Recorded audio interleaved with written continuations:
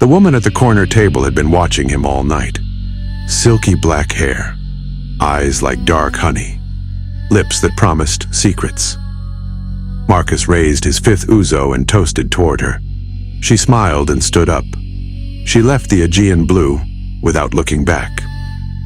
Marcus left money on the table and followed her. The narrow streets of Mykonos grew tighter after midnight, a labyrinth of white stone bathed in moonlight. Her heels echoed ahead, always around the corner. "Miss?" he shouted. The echo was lost among the whitewashed walls. He stopped. Total silence. He spun in a circle, searching. Empty alley, only closed windows and shadows. An old woman poked her head out of a second-floor window. She looked at him with alarmed eyes and slammed the shutter shut. What had she seen? "You're lost," murmured a voice behind him. Marcus turned around. She was there, 2 meters away. But something had changed. Her face was the same, yet different. The bones sharper, the eyes deeper, smile wider, too wide. "Hey, Dot," Marcus began. "I need to feed on your soul, to maintain my youth and beauty," she murmured with regret. "I'm sorry, but..." The last thing he saw were claws extending toward his throat.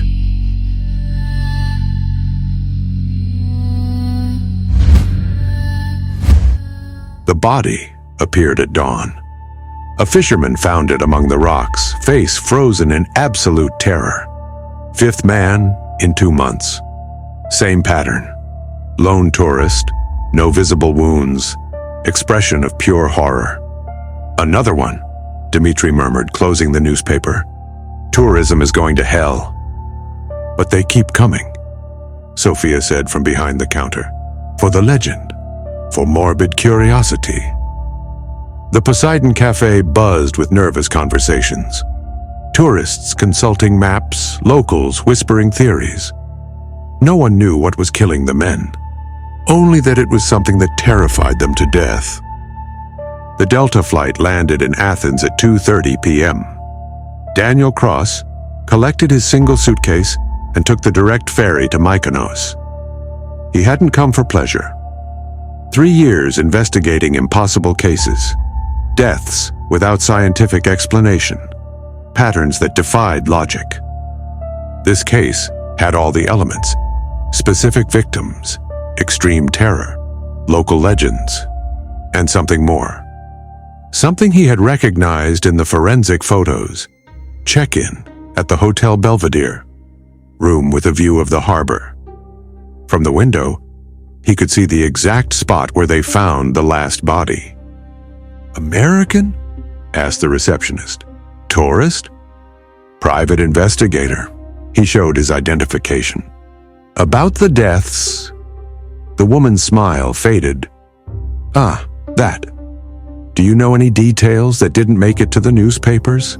"Only that no women have died. Only men. Only tourists." "And all?" She stopped. "All what?" "All were seen in bars the night before, with different women. Beautiful, the witnesses said, but no one can describe them the same way." Daniel went up to his room. He opened his laptop. Budapest, same pattern. Prague, identical.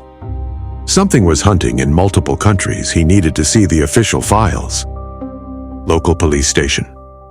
Inspector Costas looked exhausted. 5 dead in 2 months. 0 clues. The forensics team says they died of terror.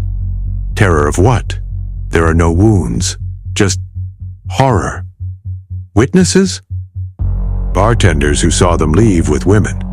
But each description is different. Tall blonde, short brunette, redhead with green eyes. As if it were the same person changing appearance? Costas stared at him. "Are you crazy?" Daniel didn't respond. He couldn't explain that he had seen this before, that he had hunted things that science couldn't explain, that he had lost everything in the process. "I need to see the crime scenes." North Coast cliffs. Daniel examined the rocks where they found Marcus. No blood, no signs of struggle, only the echo of absolute terror. A strange mark on the stone, as if something had been carved with a claw. "Interesting," murmured a female voice. He turned around. A woman was watching him from the path. Brunette, elegant, about 30 years old. She wore a white tunic that floated in the wind. She was too close. He hadn't heard her approach. Daniel felt a strange pressure in his mind, like invisible fingers trying to get in. But it bounced off something cold and empty inside him. She frowned. She stepped back. "How strange. I can't... Who are you?" "The question is, what are you?" She approached again, studying him. In 1,000 years, that had never happened. Daniel activated all his alarms. This woman was dangerous. "Do you know anything about the deaths?" "I know everything about the deaths." She smiled. "Because I caused them." She turned around and began walking toward the path. "See you soon, Daniel Cross." When he blinked, she had disappeared. Daniel returned to the hotel running. He locked the door and opened his laptop. His hands trembled as he typed into Google, "Creatures shapeshift drain souls 1,000 years." The first results were garbage. Horror movies, video game wikis. He refined the search. Greek mythology shapeshifter female seduces men. Better. Academic articles about Mediterranean folklore. One link caught his attention. Empusa. Hecate's seductive demon. Click. University of Athens Classics Department. The Empusa was sent by Hecate to punish promiscuous men. She could take any beautiful female form to attract victims. Daniel kept reading. Feeds on male vital energy. One bronze leg, one donkey leg in her true form. Vulnerable to direct insults and sacred amulets. Damn, this explained everything. The contradictory descriptions, the shape-shifting. Daniel's immunity. He closed the laptop. An Empusa. In Budapest, he had hunted a ghoul. In Prague, a vampire. But this was different. More ancient, more dangerous. 11:45 p.m. Daniel patrolled the narrow streets near the Aegean Blue.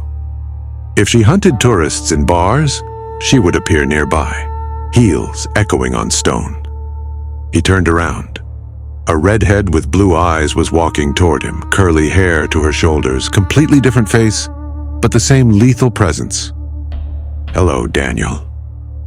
He moved his hand to his gun. She noticed the movement and stopped.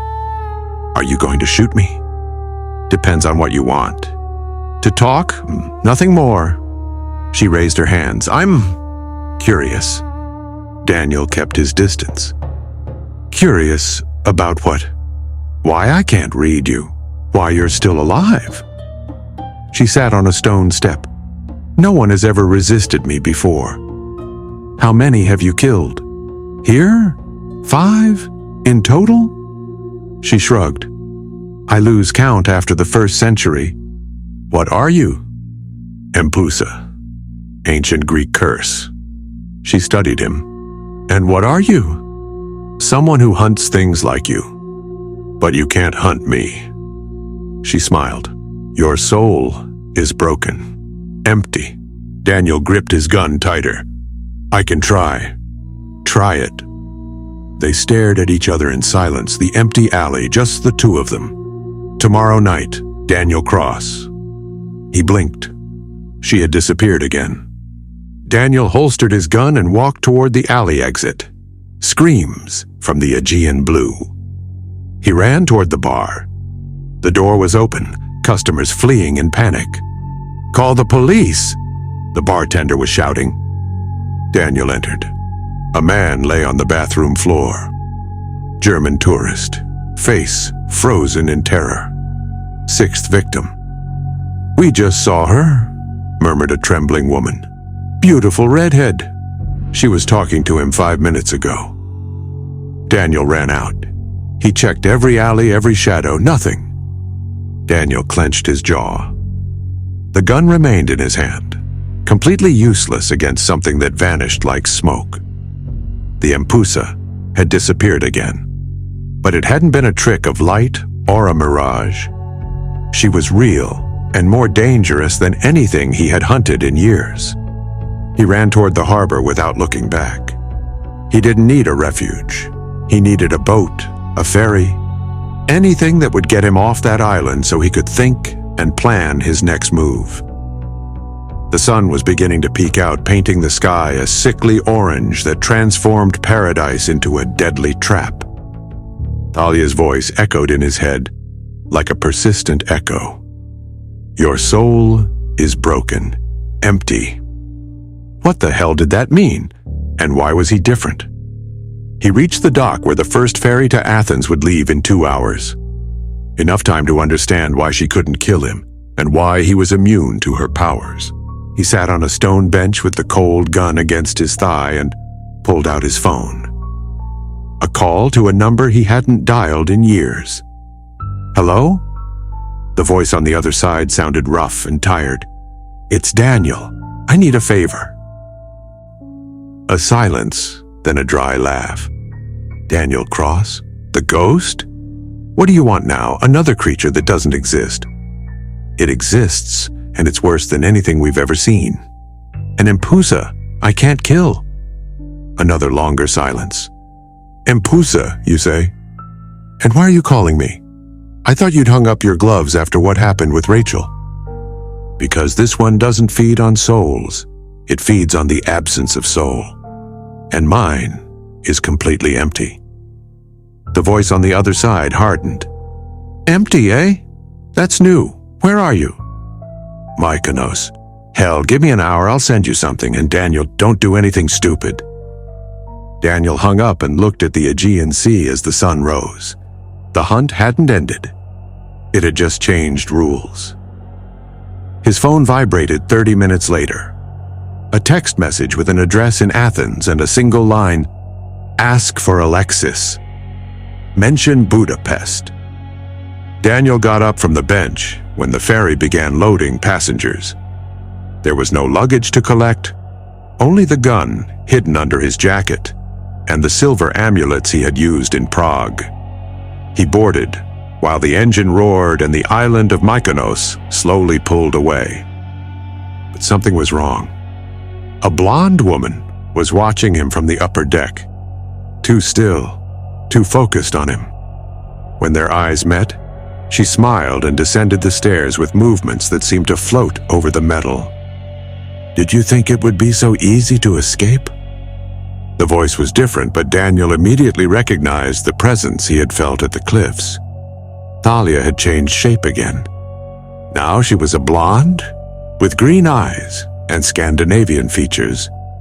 But the predatory smile was unmistakable. Did this paranormal thriller hook you?